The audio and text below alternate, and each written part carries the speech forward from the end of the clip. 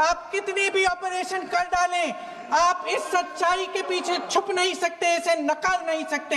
आपने उनको सुरक्षित नहीं किया। कोई शर्म नहीं है, कोई शर्म नहीं है, कोई शर्म नहीं है, और ना कभी होगी। सुन लीजिए, सुबह भी मैं शिव मंत्र बोल के आई हूँ। इनको क्या पता शिव मंत्र क्या है?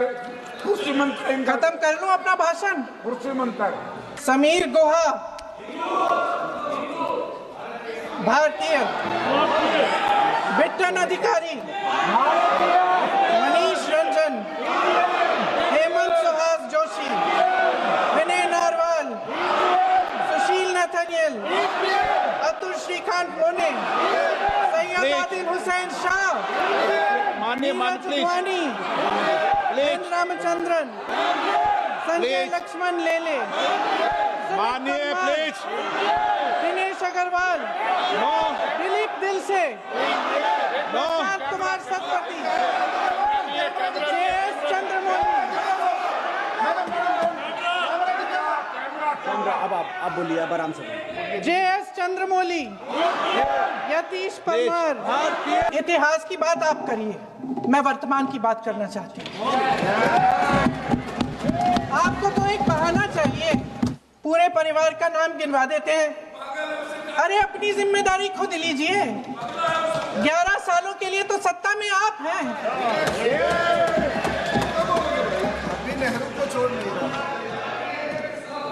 अध्यक्ष महोदय, कल सत्ता पक्ष और आज भी सत्ता पक्ष के नेताओं ने 2008 के मुंबई के हमलों का जिक्र किया, बार बार कहा कि मनमोहन सिंह जी की सरकार ने कुछ नहीं किया।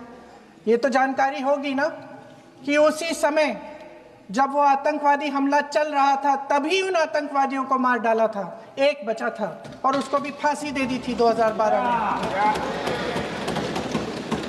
महाराष्ट्र के मुख्यमंत्री ने इस्तीफा दिया। देश के गृह मंत्री ने जिम्मेदारी लेकर इस्तीफा दिया। एक जवाबदेही थी पब्लिक के प्रति, एक जवाबदेही थी इस देश की जनता के प्रति, इस देश की धरती के प्रति। और हमारे गृह मंत्री महोदय श्री अमित शाह जी के नाक के नीचे पूरा मणिपुर जल गया, दिल्ली में दंगे हुए, पहलगाम में हमला हुआ, और आज भी वे उसी पद पर बैठे हैं। क्यों?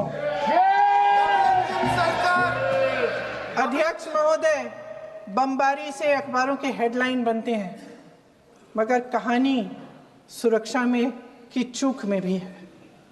आज देश खोखले भाषण नहीं सुनना चाहता, देश जवाब चाहता है, तसल्ली चाहता है कि सच उससे छिपाया नहीं जाएगा। ऑपरेशन सिंदूर जब शुरू हुआ, हम सब ने समर्थन किया, सब एकजुट होकर खड़े हो गए इस देश के लिए। दोबारा होगा, दोबारा खड़े हो जाएंगे। अगर हमारे देश पे हमला होता है तो यहाँ इस सदन में किसी भी पार्टी का हो, कोई भी हो, सब आपका समर्थन करेंगे। और हमें अपनी सेना पर गर्व है कि उन्होंने इस बार भी दृढ़ता से लड़ाई लड़ी, धैर्य से लड़ाई लड़ी, वीरता से लड़ाई लड़ी। लेकिन इस ऑपरेशन का सिंदूर का क्रेडिट, उसका श्रेय तो हमारे प्रधानमंत्री जी चाहते हैं। सही भी है, ठीक है, सही है, श्रेय ले। ओलंपिक्स में हमारा मेडल आता है, उसका भी श्रेय लेते हैं। लेकिन सिर्फ श्रेय लेने से नहीं होता नेतृत्व, जिम्मेदारी भी लेनी पड़ती है। देश के इतिहास में यह पहली बार हुआ कि जंग होते होते ही रुक गई है जी।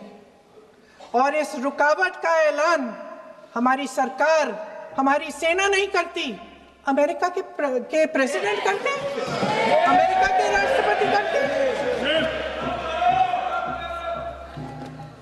ये हमारे प्रधानमंत्री महोदय की गैर जिम्मेदारी का सबसे बड़ा प्रतीक है।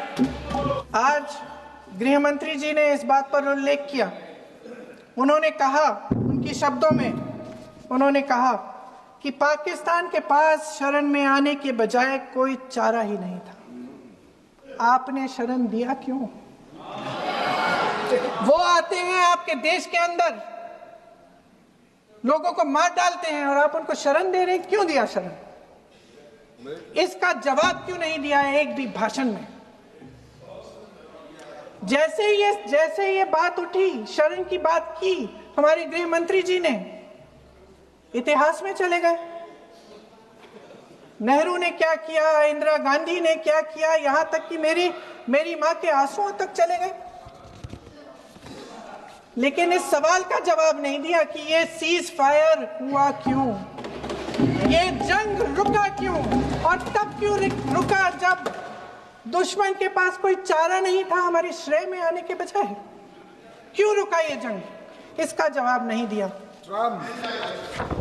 धन्यवाद। आप देंगे? भाई दे दिया, आपको टाइम मिलेगा तो।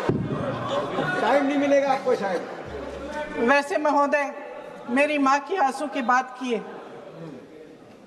मैं इसका जवाब देना चाहती हूँ। मेरी माँ के आंसू तब गिरे जब उनके पति को आतंकवादियों ने शहीद किया, जब वे मात्र 44 साल की थी।